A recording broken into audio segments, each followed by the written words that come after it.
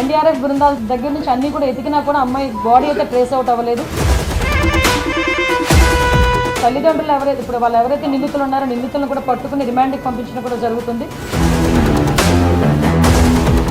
ఆ ముగ్గురు పిల్లలు మైనర్లు, వాళ్ళు చేయలేరు కాబట్టి వాళ్ళ పేరెంట్ని ఎవరినో సహాయం తీసుకున్నారు. వాళ్ళ పేరెంట్ని ఏంటంటే కొడుకులు రక్షించాలన్న తపనలోని ఈ విధంగా వాళ్ళు కూడా చేయడం అనేది జరిగింది.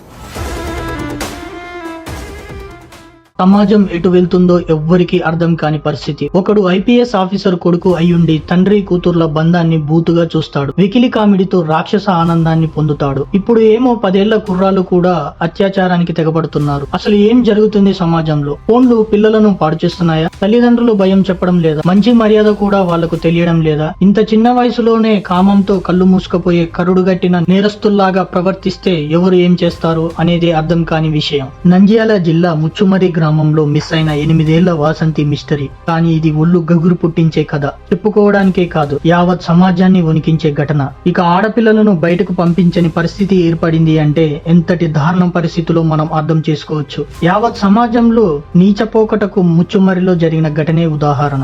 మన చుట్టూనే రాక్షసులు ఉన్నారనడానికి ఇది ప్రత్యక్ష సాక్ష్యం. అసలు ఏం జరిగింది? మైనర్లు కూడా అత్యాచారాలు చేసే స్థాయికి సమాజం దిగజారడానికి కారణం ఏమిటి? ఈ వీడియోలో తెలుసుకుందాం.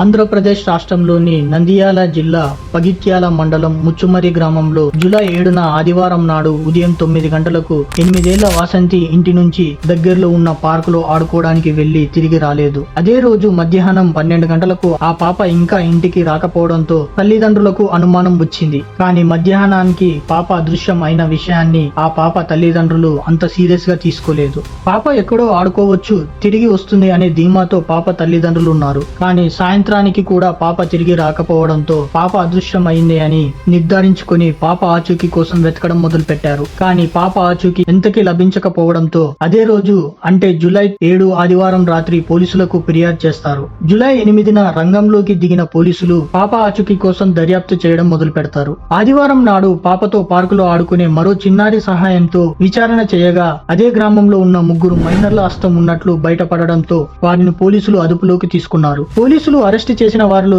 2 వయసు 15 సంవత్సరాలు కాగా మరో నిందితుడి వయసు కేవలం 12 సంవత్సరాలు మాత్రమే. అయితే 3 మైనర్లు అరెస్ట్ అయిన వెంటనే చిన్నారి అదృష్టానికి సంబంధించిన మిస్టరీ వీడినట్టు అని అందరూ భావించారు. ముందుగా నిందితులు ఇచ్చిన సమాచారమే ఒక్కసారిగా షాక్ అయ్యారు. పాపను చంపి ముచ్చుమర్రి లిఫ్ట్ ఇరిగేషన్ కెనాల్లో పడివేసినట్టు పోలీసులకు చెప్పారు. దాంతో ముచ్చుమర్రి కెనాల్లో గాలింపులు మొదలు పెట్టారు. కానీ ఎంతకీ పాప ఆచూకీ లభించకపోవడంతో జూలై 11న పాప మృతదేహాన్ని వెతికి తీసేందుకు ఎన్డీఆర్ఎఫ్ కూడా రప్పించారు. ఎన్డీఆర్ఎఫ్ రంగంలోకి దిగినా కూడా పోలీసులకి ఎలాంటి సమాచారం లభించలేదు. దాంతో మైనర్లను మరోసారి విచారించగా వారు పోలీసులనే తప్పుదోహ పట్టించడం మొదలు పెట్టారు. పూటకో మాట మారుస్తూ విచారణ ముందుకు వెళ్లకుండా చేస్తున్నారు. ముందుగా ముచ్చుమర్రి కెనాల్లో డెడ్ బాడీ ఉంది అని చెప్పి ఆ తర్వాత కొత్త ముచ్చుమర్రి శ్మశానంలో పూడ్చిపెట్టాం అని చెప్పారు. ఇక శ్మశానంలో వెతికినా కూడా పాప ఆచూకీ లభించకపోవడంతో శ్మశానం దగ్గరలో ఉన్న కేసీ కెనాల్లో పూడ్చిపెట్టామని చెప్పారు. అక్కడ వెతికిన మృతదేహం లభ్యం కాకపోవడంతో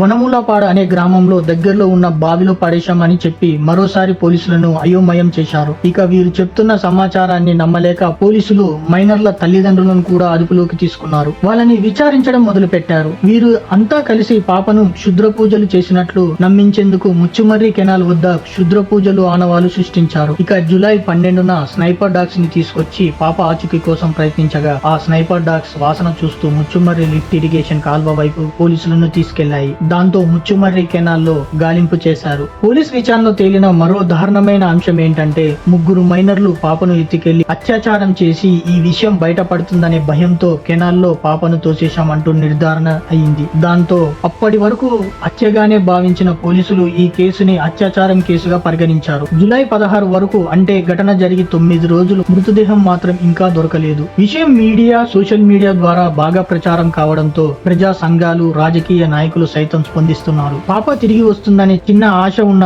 ఆ తల్లిదండ్రులు ఆశలు కూడా ఇంకా లేకుండా పోయాయి. కనీసం శవమైనా ఇస్తే దహన సంస్కారాలు చేసుకుంటామని ఆ పాప తల్లిదండ్రులు కన్నీళ్లు పెట్టుకుంటూ వేడుకుంటున్నారు. మొత్తం వ్యవహారంలో ఆత్మకూరు డిఎస్పీ, నంద్యాల జిల్లా ఎస్పీ తో సహా అందరూ పాప ఆచూకీ కోసం ముచ్చుమరి ఇరిగేషన్ కెనాల్ లో నుంచి నాగార్జున సాగర్ డ్యాం వరకు మొత్తం జల్లడ పడుతున్నారు. బహుశా మీరు ఈ వీడియో చూసే సమయానికి పాప మృతదేహం దొరకొచ్చు, దొరకపోవచ్చు. కానీ ఈ కేసులో దర్యాప్తు ముందుకు పోవాలంటే మాత్రం మృతదేహాన్ని కనుక్కొని పోస్ట్ మార్టం చేయాల్సిందే. లేదంటే నిందితుల్ని కోర్టులో దోషులుగా నిరూపించడం కష్టమవుతుంది. ఇలాంటి నేరాలు ఎంత తొందరగా మృతదేహాన్ని కనిపెట్టి పోస్ట్ మార్టం నిర్వహిస్తే అంత ఎక్కువ సైంటిఫిక్ ఎవిడెన్స్ దొరుకుతుంది. దాంతో కోర్టులో నిందితుల్ని దోషులుగా నిరూపించడం సులభం అవుతుంది. నిజానికి ఈ సంఘటన ఏమాత్రం తక్కువ అంచనా వేయాల్సింది కాదు. నేరాలకు పాడుపడిన నిందితులు వయసు 15 సంవత్సరాలు మాత్రమే. మరీ దారుణంగా వీరిలో 12 సంవత్సరాల బాలుడు కూడా ఉన్నాడు. వీరు వయసులో చిన్నవారే గాని వీరు చేసిన పని ఆ తర్వాత పోలీసులను తప్పుదోహ పట్టించిన విధానాన్ని చూస్తే వీళ్ళు ఎంత కరుడు కట్టిన వాళ్ళో అర్థమవుతుంది. ఎందుకంటే ఈ వయసులో హత్య చేయడమే అత్యంత దారుణం అనుకుంటే, అత్యాచారం చేసిన తర్వాత 15 సంవత్సరాల పిల్లలు మృతదేహాన్ని దొరకకుండా మాయం చేయడం అంటే వారు ఎంత మాత్రం మైనర్లు కాదు, మానవ మృగాలు.